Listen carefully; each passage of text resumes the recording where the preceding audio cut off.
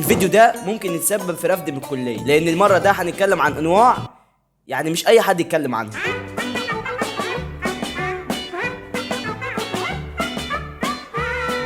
الدكاترة أنواعها كتيرة ومختلفة في كل الكليات، في اللي بيحببك في المحاضرات والكلية، وفي اللي بيخليك مش عايز تدخلها. فاعمل اشتراك وشغل الجرس وادعس لايك وكوباية الشاي بتاعتك، ويلا بينا نتكلم عن أنواع الدكاترة في الجامعة.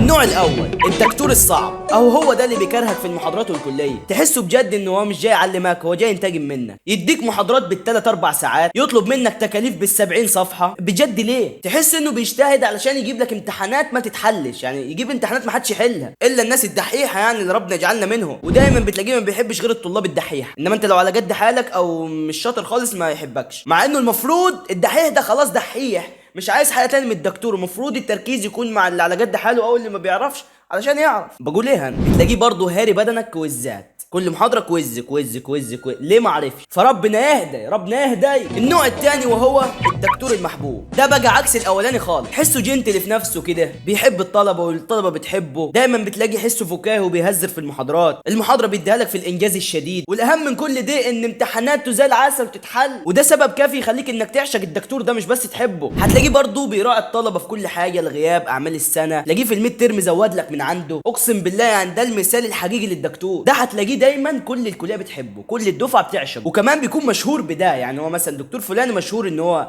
حبيب الشعب، ودي اهم حاجه المفروض الدكتور يسعى ان هو يبقى في المكانه دي، ان هو يكون محبوب، ان الطلبه تدعي له وما تدعيش عليه. اهو الدكتور ده دايما بتستنى محاضرته في الاسبوع. ممكن تكون انت بتبدا اسبوعك مش عايز غير تحضر محاضرته هو بس وتكنسل الباقي. ليه؟ لان هو مقبول، الناس بتقبله، ما بيجيبش امتحانات صعبه، ما بيديكش 600 تكليف في اليوم. ربنا يكتر من امثالهم، ربنا يكتر من امثالهم يا رب. النوع الثالث وهو الدكتور المثقف، ده بقى حوار تاني خالص. من سمات هذا الدكتور انه دايما بيبين لك انك حمار، وان هو اعلى منك في المستوى التعليمي، وانه اذكى وانبه واجمد منك، ومفيش محاضره بتعدي غير لما يدي لك واحده. ده انا مره لما كنت في امريكا، دايما لازم يفكرك ان هو كان تعليمه بره، ودايما بيقارنك بالطلبه الاوروبيه، رغم ان هو دي مقارنه ما تنفعش اصلا. ما ينفعش تقول له يا دكتور عايز اروح الحمام، يقول لك الطالب في امريكا ما بيروحش الحمام.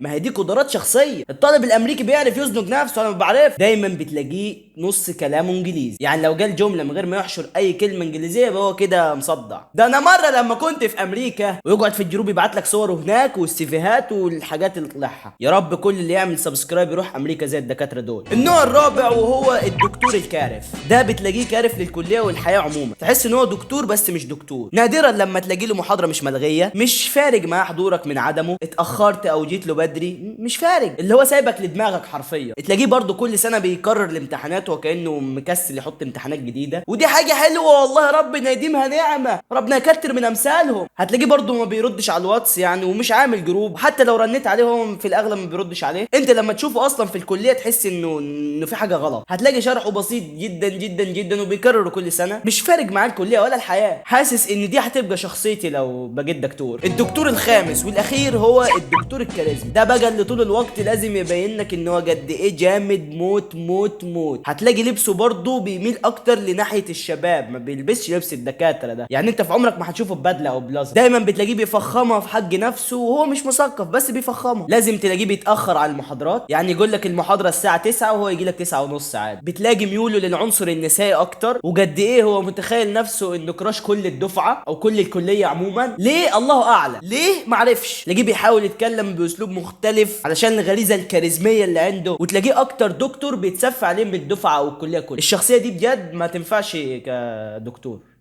على الاطلاق. في النهايه حابب اقول كل الشكر والتقدير لكل الدكاتره في جميع الكليات، ودكاتره كليه الاعلام جامعه جنوب الوادي بالاخص، يعني اجمد دكاتره في مصر، عشان في فاينل جاي يعني عارف اخش الكليه. بس بجد يعني الدكتور ده قدوه لينا وحاجه مشرفه، كفايه ان هو وصل لهذه القيمه، ومهما كانت شخصيته هو اكيد بيسعى يعني انه يعني لمصلحتك. كل اللي انتوا سمعتوه النهارده ده كان مجرد وصف هزلي مش اكتر.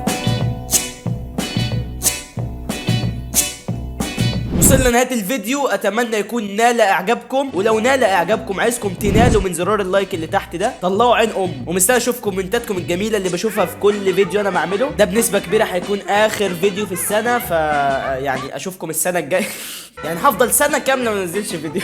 وبالمناسبه دي قولوا لي انتوا بتعملوا ايه يوم راس السنه. كان معكم الحكش من سلسله الحكش، وبس كده، السلام عليكم.